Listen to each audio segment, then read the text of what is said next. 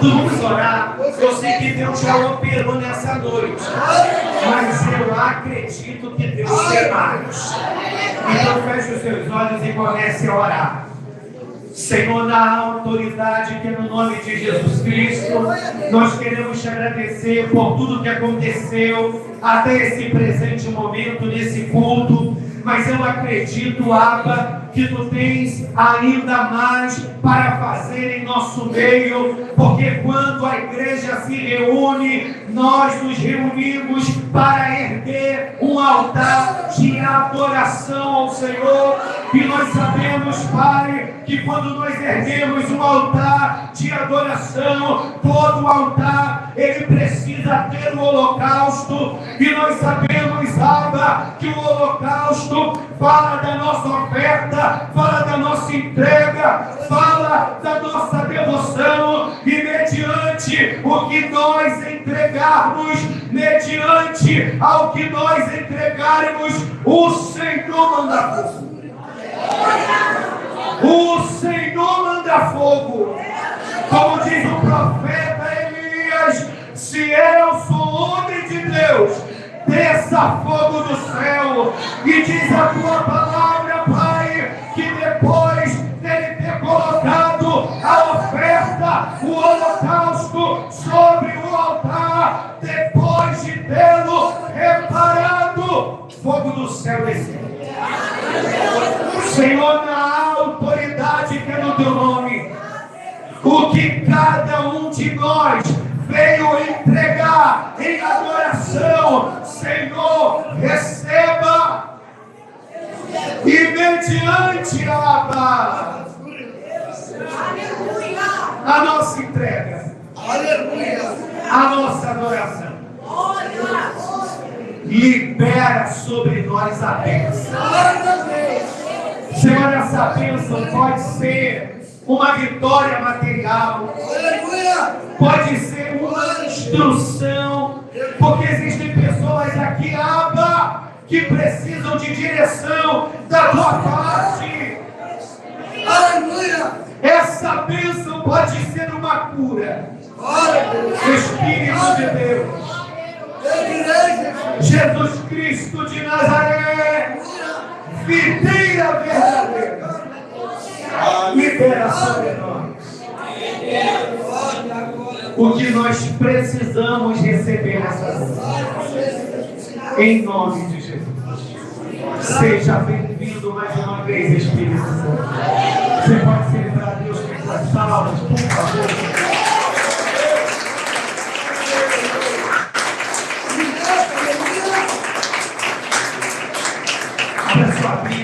Lá no livro de João, capítulo 15. Amém? Vamos ler de pé, depois você senta.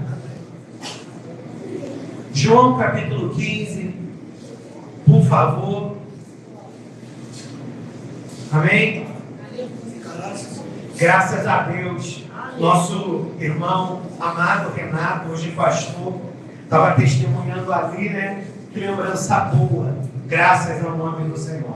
Há muitos anos atrás, como ele disse, há 24 anos, graças a Deus, eu era um jovem e a gente estava à frente de uma obra e essa família, irmã Sandra, entregou sua vida ao Senhor.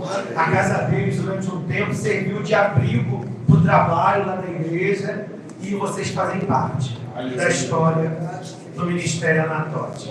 Amém? Hoje veio conosco parte do grupo das irmãs. Que bom que vocês estão aqui. Amém? Glória a Jesus. Estou feliz. A nossa bispa, ela falou: pastor, o senhor lembra de mim? Glória ao nome do Senhor. Amém? João 15. Eu sou a videira verdadeira e meu pai é o lavrador. Toda vara em mim que não dá fruto, atira e limpa toda aquela que dá fruto, para que dê mais fruto. Vós já estáis limpo pela palavra que eu vos tenho falado. Está em mim e eu em vós, como a vara de si mesma não pode dar fruto, se não estiver na videira. Assim também vós, se não estiverdes em mim. Eu sou a videira, vós as varas. Quem está em mim e eu nele, esse dá muito fruto, porque sem mim nada podeis fazer. Vamos recitar todos juntos o tema desta igreja? Vamos lá, 1, 2, 3 e já. Permanecer para frutificar. Mais uma vez. Permanecer para frutificar. Pode sentar. Amém? Aleluia. Eu quero dizer para a igreja que todas as vezes que um ministério, que uma igreja, ela celebra um ano de existência, é uma conquista espiritual para a vida dessa igreja. Porque quando uma igreja ela é estabelecida num território, ela não é estabelecida num território porque está próximo da casa dos pastores, ou então porque nessa localidade foi o lugar que essa igreja mais floresceu. Para além de tudo isso, que pode ter coerência, amém? A igreja nasceu aqui no Rio da Prata, porque os pastores moram próximo daqui. Essa igreja nasceu aqui nessa localidade, porque a partir de um modesto trabalho, essa obra deu certo, frutificou. E se é nesse lugar que está dando água, para que ir para um outro lugar? Então a gente fica preso apenas a essa percepção. Só que nós precisamos entender que a igreja, ela representa um propósito dentro de um território. Então quando Deus faz nascer uma igreja dentro de uma localidade, é porque Deus vai realizar algo naquela localidade a partir daquela igreja. Então a igreja, ela não pode apenas, porque uma igreja de visão, ela não apenas se compromete com a membresia da igreja, mas a igreja que tem visão de reino, ela se compromete em buscar saber qual é a visão de Deus para aquela igreja dentro daquele território.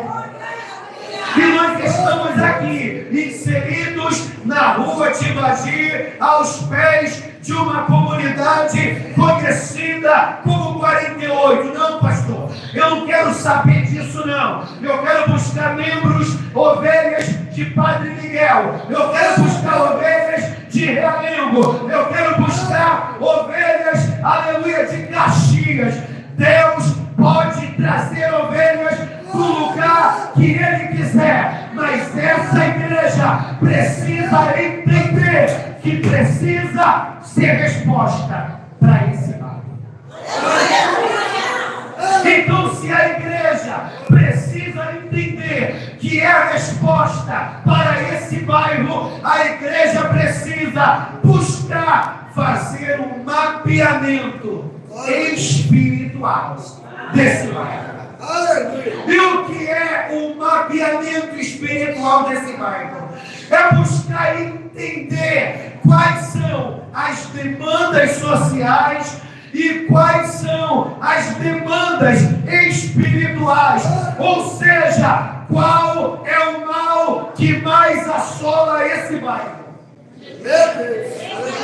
Criminalidade, drogas, prostituição, crianças vivendo orfandade. A igreja precisa se levantar para ser resposta para todas essas necessidades. Mas pastor, eu não sou ex-drogado. Pastor, eu não tenho histórico de prostituição. Eu fui criado pelos meus pais. Eu não tenho um quadro de orfandade na minha vida. Mas o Senhor te deu autoridade espiritual para ser instrumento de cura para essas pessoas. Por que Jesus é conhecido como a videira verdadeira? Porque uma das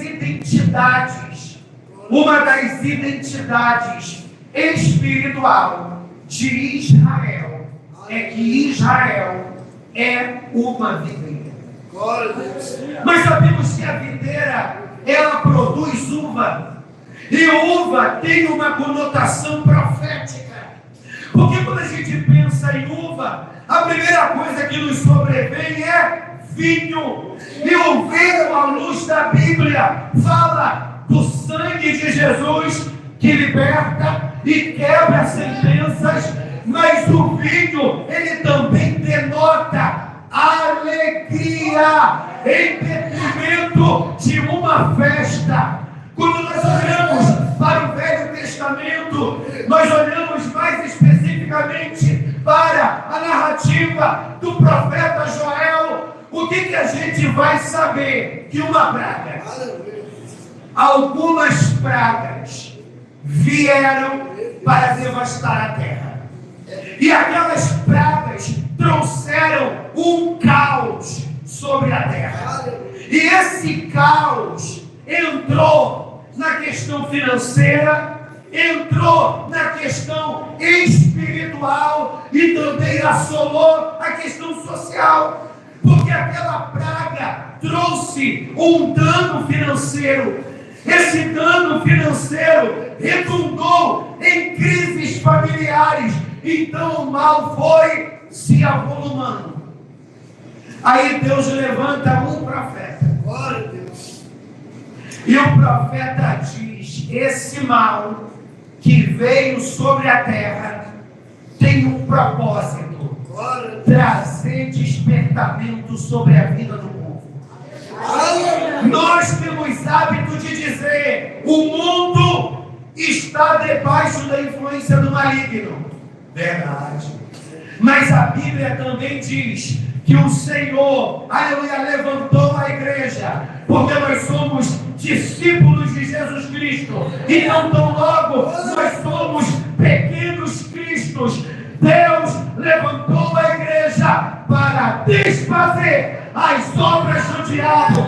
E não por mais que o mundo esteja debaixo da influência do maligno, Deus levanta homens como eu, como você, mulheres como você, cheias da graça de Deus, para impactar esse tempo e mudar o cenário. Só que às vezes nós somos muito audaciosos. A gente quer mudar o cenário de uma multidão.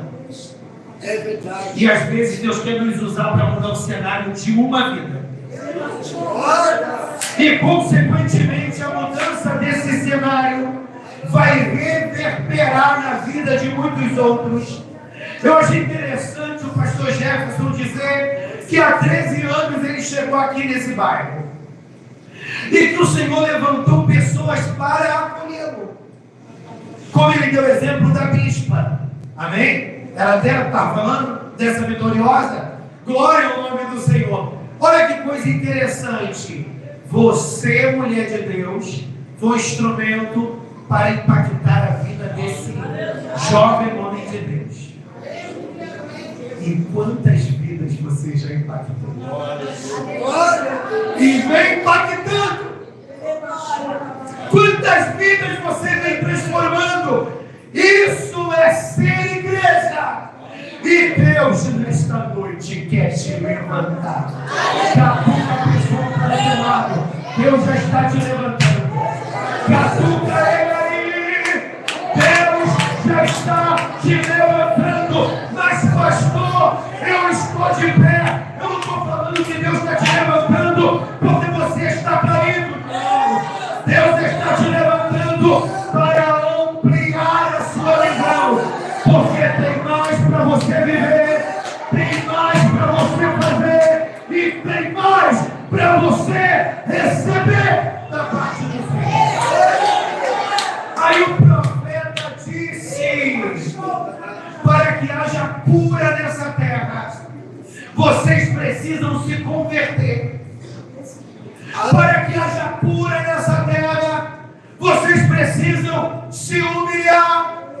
E para que haja cura nessa terra, Vocês precisam se santificar. Pastor, eu não preciso me converter, porque eu já sou convertido. Será mesmo? Ou você é um convencido? Porque Paulo, meu irmão, ele era um fariseu. E um fariseu era uma autoridade em sapiência, em saber, doutor da lei. Mas ele estava cheio de equívocos na vida dele. Como de uma pessoa tão sábia, conhecida como um grande filósofo, alguém de um notório saber, estava tão cheio de equívocos na sua vida. Porque nós, seres humanos, somos assim. E a Maria Ângela é psicóloga, aleluia, e ela sabe muito bem disso. Na maioria das vezes, meu amigo, nós vemos aquilo que a gente quer ver. Existe uma teoria dentro da psicologia, louvado seja o nome do Senhor, que agora eu fugi o nome, mas de repente eu lembro. Isso aí, poderosa. Glória! Eu o nome dessa teoria. Eu esqueci o nome dessa teoria. Glória ao nome do Senhor. É sobre figura e fundo mesmo. Só que tem um nome dessa teoria. Gestalt. Teoria Gestalt. Porque minha abordagem é psicanálise, né? E quando a gente estuda na faculdade, a gente não pratica, então a gente esquece. Figura e fundo é mais ou menos assim. Se você, ao longo de todo o culto, olhou o tempo todo aqui para frente, para esse cenário aqui, o que chamou a sua atenção? Para algumas pessoas chamou a atenção a luva. Para algumas pessoas chamou a atenção a letra. Para outras pessoas chamou a atenção isso aqui que não desliga. Aleluia! E fica nos distraindo, porque a gente fica curioso para saber o que o sonoplástico está fazendo. Aleluia! Ou o que chamou a sua atenção são os músicos aqui parados. O que chamou a tua atenção é figura. Aleluia! E o restante é fundo. Só que o que é figura para você pode ser fundo para ele. O que é fundo para você pode ser figura para o outro. Ou seja, cada um vai ser capturado por algo que lhe interessar. Aleluia! Paulo, ele era uma autoridade religiosa, mas ele em nenhum momento buscou, peraí, tem um movimento de crente, tem um movimento de cura, tem um tal de Jesus que está fazendo isso, que está fazendo aquilo, que está fazendo acolá. Eles dizem estar em nome de Deus, mas eu não sei se eles estão em nome de Deus. Eu vou buscar saber. Não, ele não fez isso. Alguém passou para ele uma mensagem. Eles são hereges. E ele se fechou nisso. Aleluia. Na Arábia. Paulo não teve maturidade. Como Gamaliel, se eu não estiver equivocado, que diante de um questionamento sobre alguns discípulos e sobre algumas obras, ele disse: eu não vou me meter nisso, porque eu não tenho propriedade para falar sobre isso. O que eu tenho para dizer é simplesmente isso: se essa obra é de Deus, vai fluir, mas se essa obra não é de Deus, ela vai cair. O que Paulo fez? Ele não foi sábio, ele se levantou para perseguir. Ele se levantou para fazer mal. Então ele era alguém tão sábio, mas ele estava cheio de equívocos. Mas o Senhor tinha uma obra na vida de Paulo. E eu quero dizer para você: Deus tem obras maiores na sua vida. E hoje é noite de algumas escamas caírem.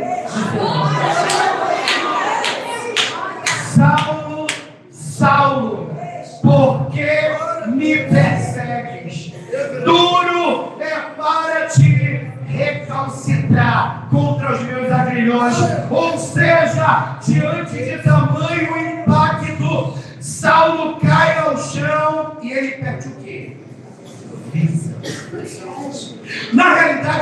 perda daquela visão era uma desconstrução.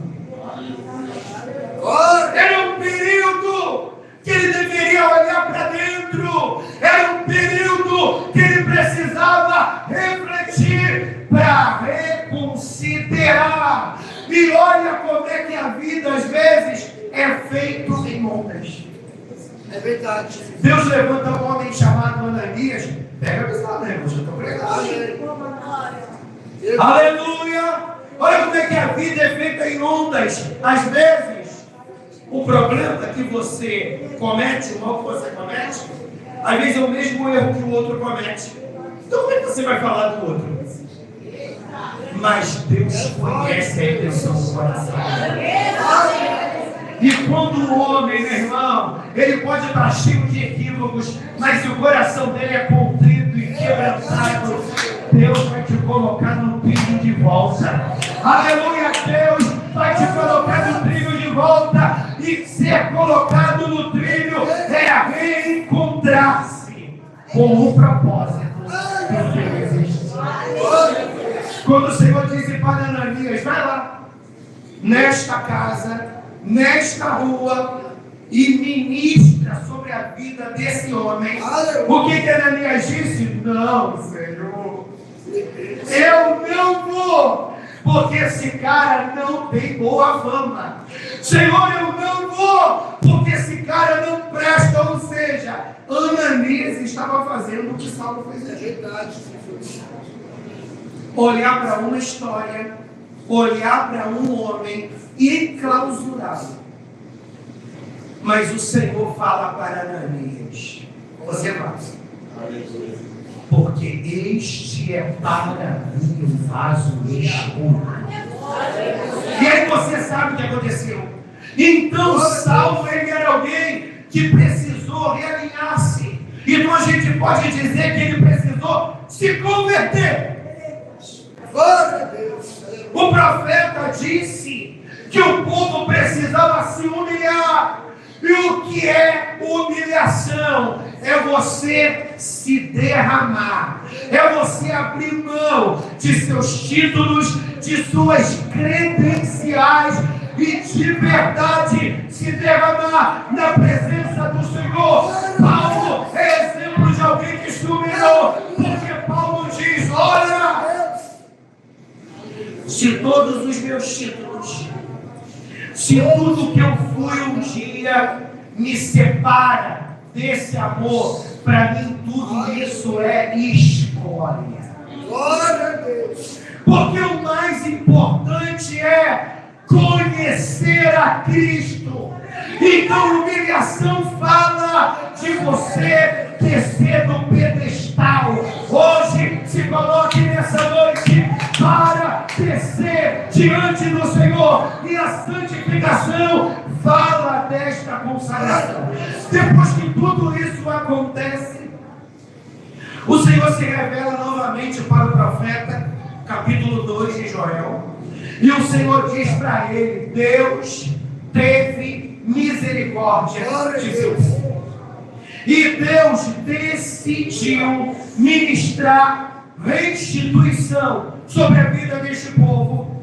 E o Senhor disse que Ele hoje começará a liberar abundância de trigo, abundância de mosto e abundância de óleo. O trigo fala da matéria-prima que fazia parte da culinária dos judeus. Então o trigo fala da palavra e fala da liberalidade financeira que Deus estava trazendo sobre a vida daquela nação. Só que a Bíblia fala sobre a abundância de mosto. E a abundância de mosto está ligado ao vinho. Porque quando você, aleluia, quando os judeus, porque não faz parte da nossa cultura, quando os judeus eles bebiam vinho, toda festa tinha que ter vinho, porque vinho era símbolo de comemoração, era símbolo de alegria. Então quando o profeta diz: Deus vai trazer abundância de gosto, ou seja, o tempo de choro, o tempo de lamento, o tempo de luto, o tempo de perdas, o tempo de dores, cessa, porque eu estou trazendo abundância de gosto. Aí lá no Novo Testamento, Jesus diz: eu sou a videira verdadeira. O que Jesus estava dizendo? Eu sou tudo aquilo que vocês precisam.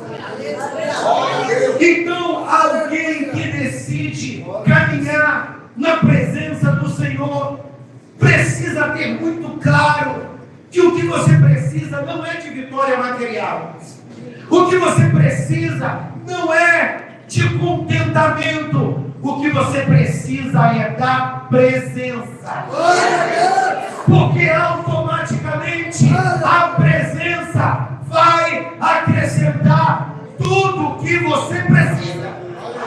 Só que nós vivemos numa sociedade que o discurso da sociedade, meus amigos músicos, o discurso da sociedade é um discurso onde o homem precisa estar no centro. Então, quando o homem ele está no centro, o homem ele demanda o tempo todo. Ou seja, o homem ele está sempre faltoso. Nada lhe é suficiente. Ele deseja que Deus lhe abra a porta de emprego. Deus abriu. Agora ele deseja que Deus lhe dê recursos para ele comprar uma casa. Agora ele deseja casar. Agora ele deseja ter filhos. Agora ele se preocupa em se aposentar. Agora ele quer viajar. Então o homem demanda o tempo todo. Então quando o homem ele está no centro, ou seja, quando o homem decide colocar como prioridade as suas necessidades, o homem se perde. Por que o homem se perde? Porque quando o homem coloca as suas necessidades como prioridade, o homem se torna egocêntrico. E o homem egocêntrico, meu irmão, ele olha para o seu umbigo, ele olha para o seu ventre. Se as coisas não estão do jeito que ele quer, não serve. E aí aonde entra Cristo? Como qualquer, é verdade, que precisa estar na vida dele para satisfazê-lo, que precisa estar na vida dela para suprir as suas necessidades. Se Jesus não lhe concede o que ele deseja, não presta. Aí se começa a relativizar o Evangelho. Glória a Deus. Irmãos, eu sou da igreja desde a minha adolescência. E eu tenho muito orgulho de ter encontrado Cristo na minha adolescência. E existem algumas pessoas aqui que são tão pioneiras quanto eu. Outras são muito mais novas. Aleluia, tanto em idade. E uma das coisas que marcou a minha vida e que marcou a minha geração enquanto jovem, adolescente na igreja, era a nossa sede pela presença. Aleluia! Era a nossa sede pela presença, meu irmão. Eu estava dirigindo um culto ontem e o irmão deu uma saudação, aleluia, e ele falou uma coisa que eu me identifiquei, meu Renato. Ele falou assim: olha, eu estou voltando agora para o caminho do Senhor, estava desviado, e o meu amigo veio pregar e eu quis acompanhá-lo, porque eu estou nessa fase. Aonde eu estou ouvindo glória, eu quero estar ali. Aonde eu estou ouvindo som de culto, eu quero estar ali. Eu não quero dizer que você deve estar informado na igreja 24 horas por dia, porque nós temos uma série de outras atividades. Mas o que eu quero dar destaque é que quando eu começo a relativizar o Evangelho, eu começo a entender que se Cristo não me supre e não me dá o que eu desejo, então eu só vou estar na igreja quando eu tiver fim. Eu só vou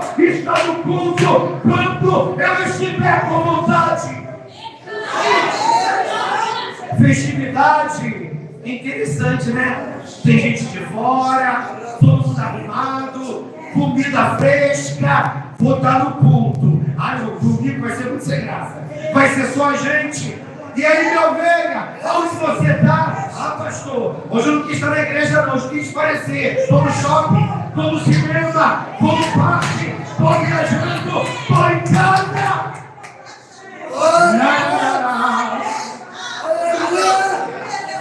Eu não estou querendo dizer, meu irmão, que você não deva ter o seu tempo de lazer.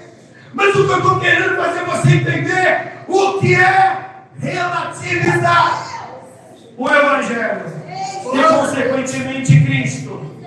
Eu sou a videira. Estar em Cristo é entender que você vai passar por muitas estações.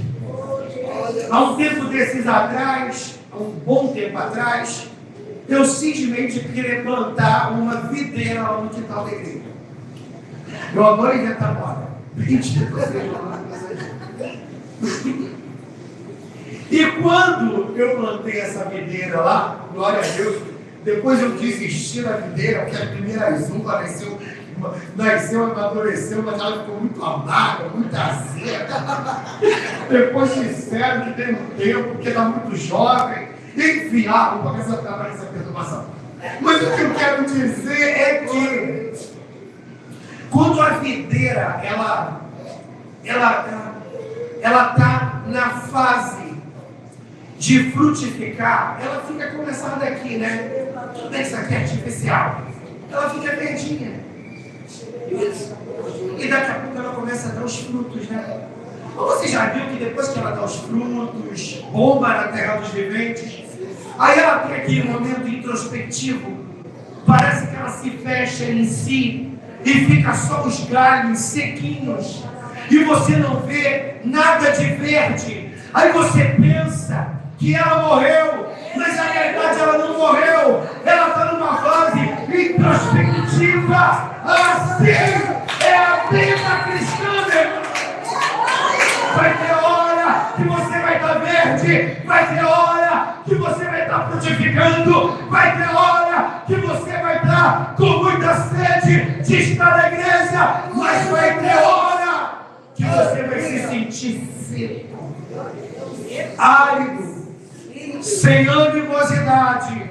E nesse momento, o que nos ocorre? Uma vontade de ficar em casa e de me desconectar dos propósitos. Não quero mais fazer parte do louvor, estou de férias, não quero mais fazer parte das irmãs, estou de férias, me dá um tempo aí de ministério. Porque na minha época, eu não sei se era porque eu era muito jovem, que eu não percebia isso, mas eu sempre fui bem ativo na igreja, e eu não tenho nenhuma memória de, naquela época, ser comum crente entrar de férias. Eu não estou dizendo férias que você vai viajar, não é isso. Mas é férias no quesito de, pastor, não quero fazer nada não, hein? Estou na minha caverna. Estou na minha caverna, estou no meu tempo mal. Meu psicólogo me disse que eu devo abrir mão de tudo que me perturba. E a primeira coisa que ele pensa em abrir mão é das coisas de Deus. Ele não abre mão da academia, ele não abre mão da faculdade, ele não abre mão dos passeios, ele não abre mão, sei lá do que. E a primeira coisa que ele decide abrir mão é do reino. Sabe por que isso acontece? Porque Cristo ainda não é a videira verdadeira. A gente já está caminhando para o final. Aí o versículo 2 diz: toda vara em mim que não dá fruto atira, e limpa toda aquela que dá fruto, para que dê mais fruto. Então, quando aquele galho morreu, para nada mais ele presta. Então ele precisa ser descartado. É verdade. Mas tem alguns galhos na videira que eles vão crescendo muito. Glória ao nome do Senhor. E ele começa a sair do local que ele deve estar. Tem um nome técnico para isso.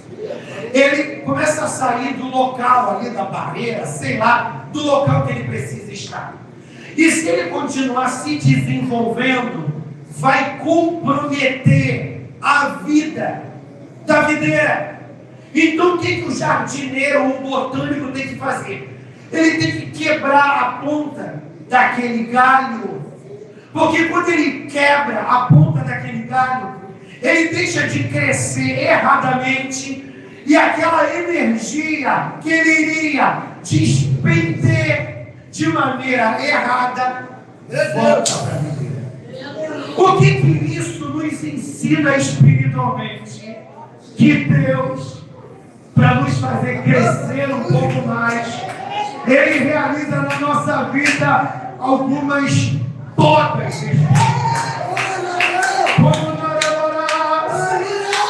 Tem alguns momentos que Deus precisa realizar algumas podas. Pastor, o que pode representar uma poda de Deus na nossa vida? O não. Naramará. Porque tem coisas que Deus vai dizer não, Ele não vai fazer. Não é porque Ele não te ama, mas é por Ele te amar, Ele não vai fazer isso. Porque pode parecer para você que é bênção, mas vai te levar para um caminho de desgraça. Então Deus precisa realizar algumas podas na nossa vida. Pastor, me dá um exemplo. Irmãos, é um exemplo, já estou fechando. É um exemplo muito conhecido. Eu acho que nós da igreja, a gente gosta muito da história de Ana, né? Então, meu irmão, toda igreja tem uma festividade com a história de Ana. E todo mundo já pregou ou já deu uma saudação sobre a história de vida de Ana. Mas Ana é alguém que experimentou de uma poda do Senhor na vida dela. E o barato é que ela entendeu essa poda de Deus. Por isso ela rompeu. Quando você entende a poda de Deus e se alinha ao propósito, você rompe. Agora, quando você não entende a poda de Deus, você se revolta. Pergunta para a pessoa que está do outro lado, só para ela não dormir. Você é um crente revoltado?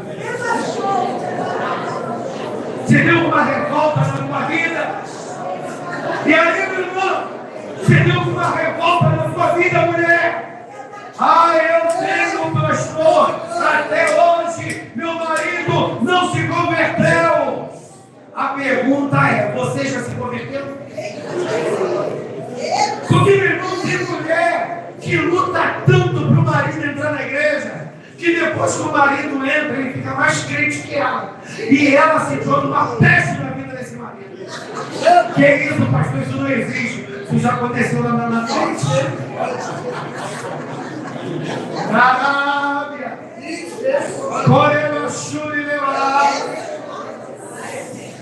Irmãos, quando eu pedi ao Senhor um filho, amém? Amém. E Deus não deu esse filho para ela. Era as podas de Deus na vida dela. A poda de Deus estava falando. Tem algo errado aí, mulher? Tem algo errado aí, mulher? Tem algo errado aí, mulher? Tem errado aí, mulher? Aí ela tem um start. Ou o Espírito falou o coração dela. Ou ela teve uma compreensão cognitiva. E ela falou para Deus assim: Senhor, permita. Senhor, eu estou te pedindo um filho. E esse filho não chega nunca. Senhor, eu vou te pedir diferente. Eu quero ter um filho. Mas não é para mim, não. Eu quero ter esse filho para entregar ao Senhor. Ela queria um filho, na minha humilde compreensão e na compreensão de alguns pregadores. Ela queria um filho porque ela se sentia uma mulher incompleta. Eucana disse para ela: mulher, eu não te sou melhor do que 10 filhos. Ou seja, eu não tenho buscado suprir essa carência na sua vida. Meu Deus! Mas para Ana era demasiadamente conflitante ela olhar para Penina e ver que ela tinha e ela não. Então, no fundo, Ana era uma mulher orgulhosa.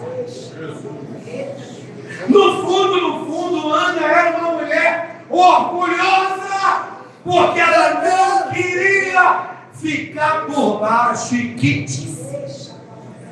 Que Deus vai te honrar, Deus vai te exaltar, para você chegar na cara da pessoa que te humilhou. Eu não disse que Deus iria fazer. Eu não disse que Deus iria me exaltar. Olha eu aqui, por cima da carne seca. É óbvio que a gente, ser humano, adora essas palavras. Porque na carne é isso que a gente quer. A gente quer esfregar na cara de quem não nos valorizou, De quem merece. de quem não nos prestigiou ou não estendeu a mão para a gente na hora que a gente mais precisava. Mas quando você olha para Cristo e vê Ele como videira, você entende que Ele é a sua referência. E quando nós olhamos para Jesus como nossa referência, nós olhamos para Jesus como alguém de uma nobreza impecável. Eu sempre digo, Jesus tem essa nobreza ainda não, mas não é. Jesus, eu preciso dessa nobreza. Vai me convertendo, Jesus. Porque os discípulos abandonaram Jesus, concorda? Concordo. E eu sempre digo lá na igreja, tem minhas ovelhas até acham engraçado, que se eu fosse Jesus ao ressuscitar, eu só ia aparecer para eles para dizer assim: suas vestes, vocês me abandonaram, estou virando as costas para vocês e vou investir numa outra galera. Só que Jesus não fez isso. Permanecer para frutificar. Meu irmão, para permanecer, ser constante, perseverar, você tem que ser nobre. Porque quando uma coisa começa a te dar trabalho e te incomodar, a primeira coisa que você pensa em fazer é descartar. Mas descartar e jogar fora é o que todo mundo tem hábito de fazer. E quem disse que Deus te chamou para ser igual a todo mundo? Deus te chamou para fazer a diferença. Os discípulos abandonaram Jesus. E quando Jesus ressuscita, ele vai até quem? Até eles. Para recuperá-los. É verdade. Quando Ana entendeu o propósito, tudo deslanchou na vida dela. Ô, Senhor. Ela não teve apenas um filho, mas ela teve logo após mais 5. O que isso prova? Que quando você se coloca nesse lugar para entender a poda do Senhor, meu irmão, você vai voltar mais forte. Você vai voltar mais forte. Se coloque de pé. Faz um som aí, instrumentistas, proféticos. Estar em mim e eu em vós, como a vara de si mesma não pode dar fruto se não estiver na videira, assim também vós, se não estiverdes em mim. Você pode ser um estrategista, você pode ser alguém demasiadamente inteligente, ou você pode ter uma palavra de prosperidade, de crescimento e de vitória sobre a sua vida. Só que não basta você ter a palavra apenas, você precisa estar alinhado ao propósito. E estar alinhado ao propósito é entender o momento de avançar e o momento de ficar parado e o momento de dar um passo atrás. Mas, pastor, nem sempre é fácil entender o tempo, os detalhes de Deus. Só que Deus é tão cuidadoso, meu irmão, que Deus coloca pessoas no nosso caminho para ser instrumento de conselho, para ser instrumento de instrução. Só que o nosso problema é que a nossa religiosidade pentecostal muitas das vezes invalida a palavra do Senhor. Muitas das vezes nós que somos pentecostais, nós só acreditamos que Deus está falando com a gente quando alguém coloca a mão no nosso ombro e diz: porquanto, assim diz o Senhor. Irmão Manel, tive uma visão com você. Irmã Maria, tive uma visão com você. Muitas das vezes Deus fala com a gente na palavra. Muitas das vezes Deus fala com a gente através de palavras de aconselhamento. E muitas das vezes Deus fala no nosso espírito. Porque Deus fala com você. Mas às vezes o que Deus ministra ao teu espírito é tão contrário ao que você queria ouvir, que você diz: isso é coisa da minha cabeça. Mas hoje Deus vai te levar para um outro nível, para você ter uma sensibilidade para discernir quando é um espírito de confusão, para te tirar da direção, e quando é de verdade o Senhor falando. Porque Deus está dizendo: não saia da posição, não saia do centro da dificuldade, não deixe tirar essa essência que precisa permanecer sobre ti, e é essa fome e essa sede pela presença. E se você permanecer assim, acalma. As demais coisas vos serão. Vou levar a basura e levar. Porque me dá a basura e levar. Eu levantou para que levar. Porque me dá a basura e levar. Quando levantou para que levar.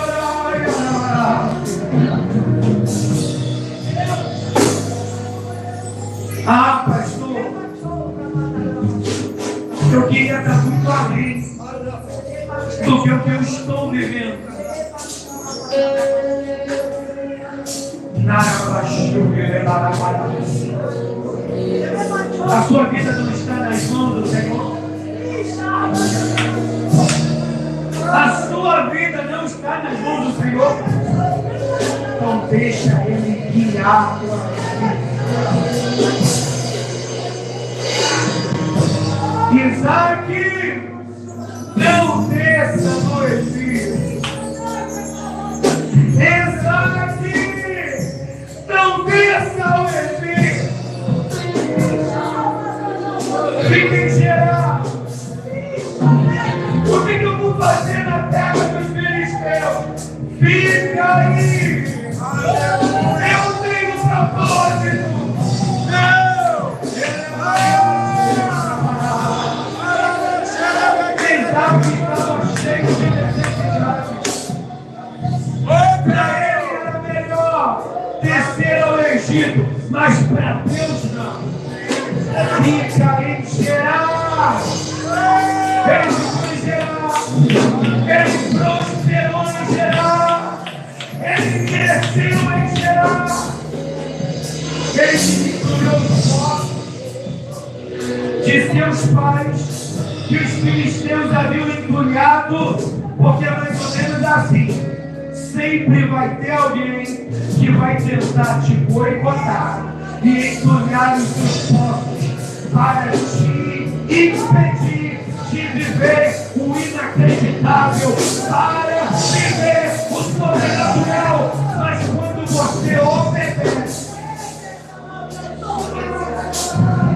Deus confunde quem está à sua volta.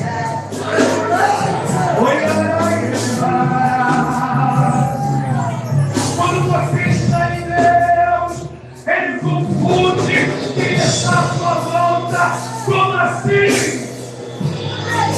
Ele mostra que você não é fruto do acaso. Você está sendo conduzido pelo homem da mão curada. Mas eu estou sendo conduzido e caí na cova. Eu estou sendo conduzido e caí na cordaia. Se faz parte do propósito Deus trabalha. Chega o momento de Isaac sair de Gerar. Ele prosperou muito em Gerar.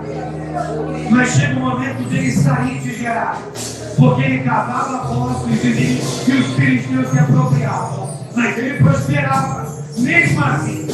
Porque quando você está em Deus, meu irmão, Deus faz multiplicar a farinha da vasilha. Deus faz multiplicar o azeite da botija. Meu irmão, milagre não se explica. Se vive. Quando Isaac sai de Gerar, e aqui eu paro para a gente orar. Quando Isaac sai de Gerar, ele vai ali mais para o vale, saindo já de Gerar. Deus dá para ele uma direção. Cava um outro poço. Se ele deixou de ir ao Egito, ele iria obedecer a voz de Deus.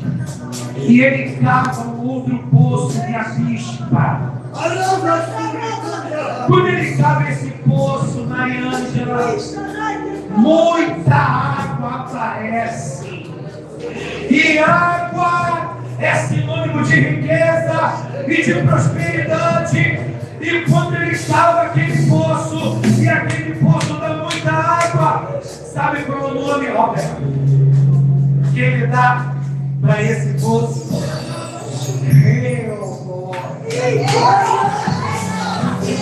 Rehobote!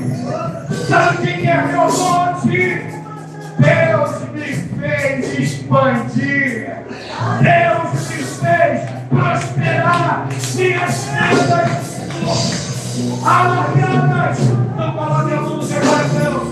Para você, aliançado com essa videira verdadeira, você tem a experiência dessa expansão de maturidade, de vida, de santidade, de vigor que você tem.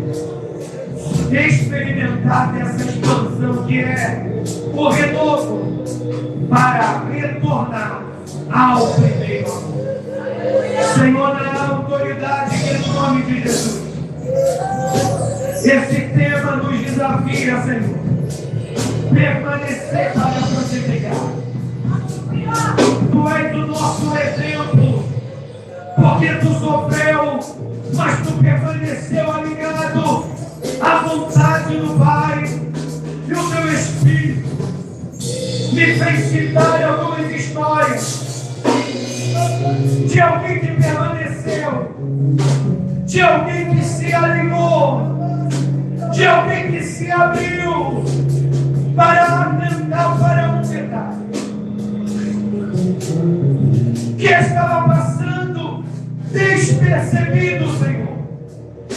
E todas essas pessoas que assim viveram, permanecendo em Ti, elas prosperaram. Eu quero liberar sobre a vida de cada uma dessas pessoas que entenderam que o Senhor falou com elas. Libera sobre elas essa alegria que ficou pelo meio do caminho. Libera sobre elas esse renovo que ficou pelo meio do caminho. Ela está no automático. Libera sobre cada um de nós essa compreensão que o dano não é símbolo de mau certo de Deus. O dano é símbolo de uma porta. Tu diz não aqui. A gente perde aqui para ganhar ali. Porque a nossa vida, Senhor, está nas Tuas mãos.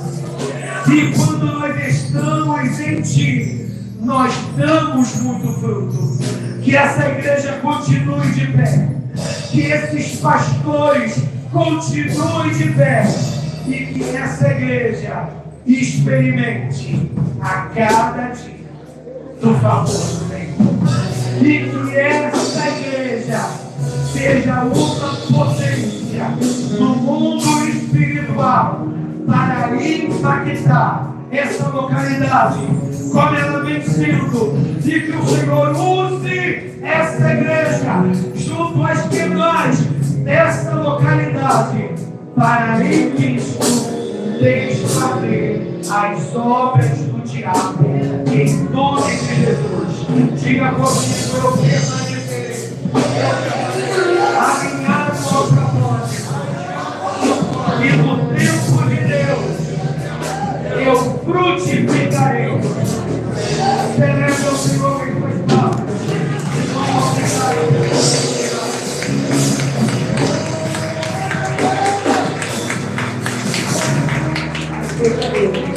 Aqui é o nosso pastor, nossos agradecimentos, nossa amada igreja, nossos pastores, uma lembrancinha da nossa igreja, tá? Obrigada ao Senhor.